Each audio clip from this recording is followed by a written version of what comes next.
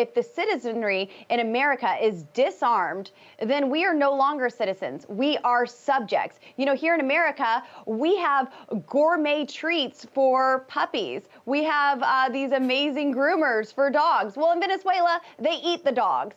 And it started because they don't have firearms. They do not have a way to protect themselves, to defend themselves against a tyrannical government. American politicians need to stop using Venezuela as an example of a failed state. It wasn't socialism or lack of guns that crushed Venezuela. It was corruption, greed, and capitalism. And also American interference, supported coups, and economic sanctions. You don't get to break into a house, throw a wild party, destroy everything, then afterwards say the people who live there are slobs. This is Rebel HQ. I'm Sandee Lovas. Lauren Boebert wouldn't be able to find Venezuela if she was standing in the middle of it. And she thinks she's one of the smart Americans, so she feels safe using a country she knows nothing about to fearmonger about gun regulations, because her supporters will take what she says at face value instead of looking into the issues themselves. It's infuriating watching people like her talk about poverty in other countries while ignoring the crisis in her own country.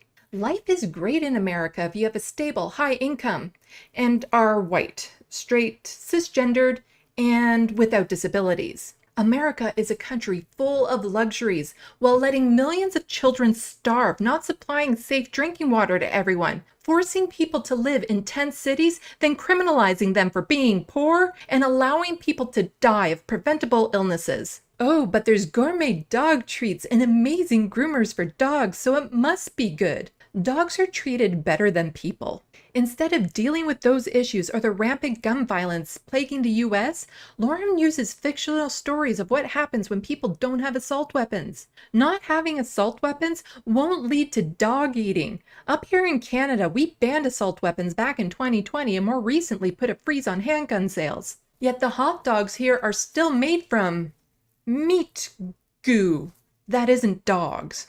Canada isn't the only country to have these bans, and do you know what they eat in those countries? It isn't dogs. Allowing anyone to carry any gun doesn't make things more safe.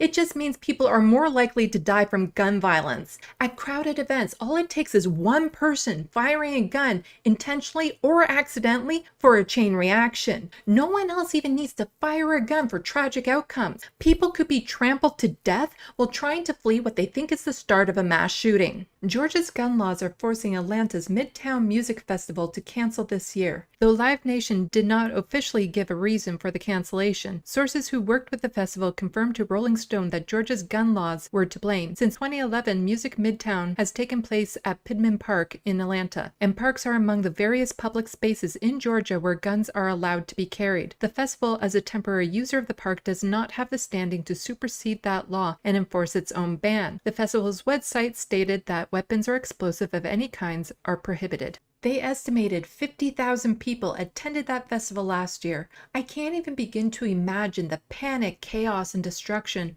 that would be caused if somebody had started firing a gun at that event. Another American thing I don't understand is how Lauren says people need to have guns to protect themselves from tyrannical governments, like the one she's a part of. There's this absurd fear that the US is going to invade the US. They have nothing to worry about. They're about 6th down on the to-do list of American invasions. For more of my stuff, look for me on social medias left of the box. Don't forget to hit buttons and leave comments. Thanks for watching, and until next time, get informed, get involved.